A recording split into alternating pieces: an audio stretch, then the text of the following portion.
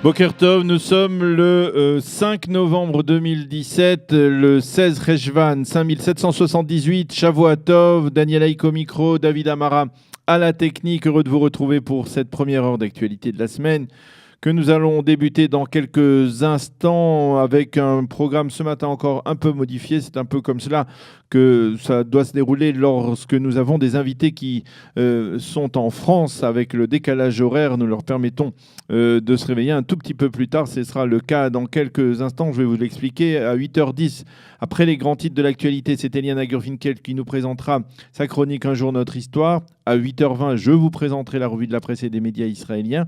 Et vers 8h30, nous serons donc en ligne avec Paris et avec Maître Ariel Goldman, qui est le président du Fonds social juif unifié, bien entendu, mais qui est, dans le cas précis, a été au cours des dernières semaines, des derniers mois, l'avocat des parties civiles dans le procès du frère de l'assassin de Toulouse et de Montauban. Ce procès qui s'est terminé jeudi soir par une condamnation à 20 années de réclusion, non pas pour complicité d'assassinat, mais pour association de malfaiteurs terroristes. Nous reviendrons sur ce verdict, sur l'appel qui doit être déposé, et nous parlerons également avec Ariel Goldman, je l'espère en tout cas, de l'avocat de la défense Dupond-Moretti qui suscite colère et indignation, en particulier dans la communauté juive de France. C'est ensuite vers 8h50 que nous serons en ligne avec Roni Akrish, qui habite Kiryat Arba à Hebron, qui est enseignant, maître des mots, comme on le dit souvent, et qui nous parlera du lancement demain soir de son projet, le Café Da'at, le Café du Savoir, qui ouvrira désormais chaque lundi sur la Kikar HaMuzika, sur la place de la musique à Jérusalem, une initiative en collaboration avec le Rav Uri Cherki et l'homme d'affaires et patron d'Optical Center, Laurent Lévy. Nous en reparlerons donc vers 8h50 avec Roni Akrish. Voilà donc pour le programme de cette heure d'actualité, mais tout d'abord, les grands titres de l'actualité de ce dimanche matin. Selon les organisateurs, il y avait hier soir, samedi soir, 4 novembre, sur la place Rabin, plus de 85 000 personnes venues commémorer un autre terrible samedi soir. 4 novembre, c'était il y a 22 ans, le 4 novembre 1995, lorsque 3 coups de feu ont retenti à l'issue d'un grand rassemblement pour la paix organisé sur ce qui n'était alors que la place des rois d'Israël à Tel Aviv.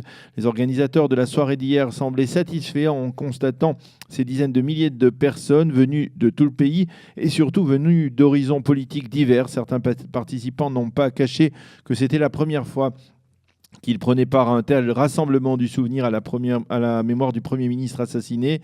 Nous ne sommes jamais venus car nous ne nous sentions pas désirés dans ce type de rassemblement, ont déclaré certains des participants. Cette année, c'est différent. Les organisateurs ont d'emblée adopté une attitude d'ouverture et ont placé ce rassemblement sous le signe de l'unité. Nous sommes un seul peuple, c'était le slogan donc dominant de ce rassemblement. Dans la foule, on a ainsi remarqué la présence du ministre du foyer juif Uri Ariel, qui était à l'époque un farouche opposant de la politique d'Yitzhak Rabin et des accords d'Oslo. Cette année, il a décidé de répondre à l'invitation des organisateurs parce que le slogan était rassembleur.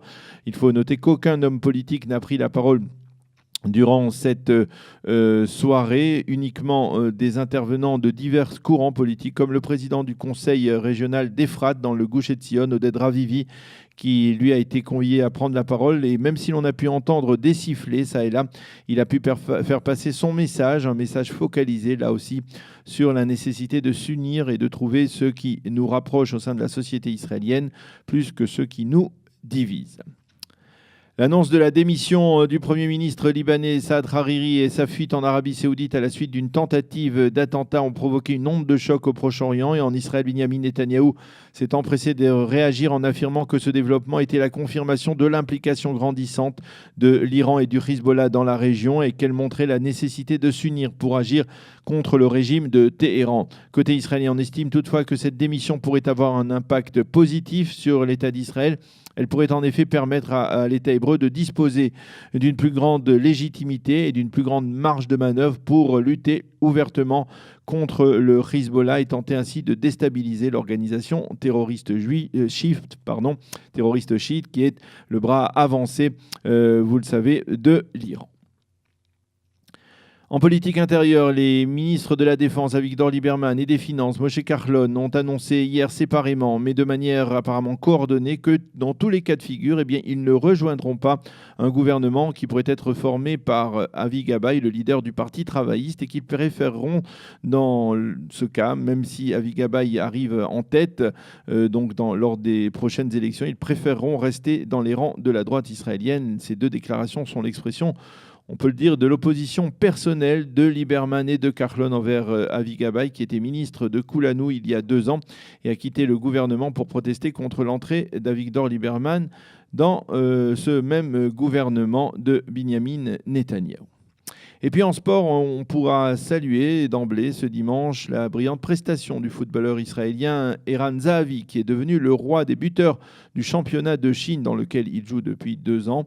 Son salaire devrait augmenter en fonction donc de cette brillante prestation pour cette année, pour cette saison. Dès la saison prochaine, on parle même de 16 millions de dollars de salaire pour Eran Zahavi, donc le meilleur buteur du championnat de Chine. La météo pour terminer ce premier journal, le temps sera partiellement nuageux à clair. Il fera aujourd'hui 22 degrés à Jérusalem, 25 à Tel Aviv et 28 degrés à Eilat. Nous allons marquer une pause et on retrouve tout de suite après Eliana Gurfinkel qui va nous présenter sa chronique Un jour notre histoire.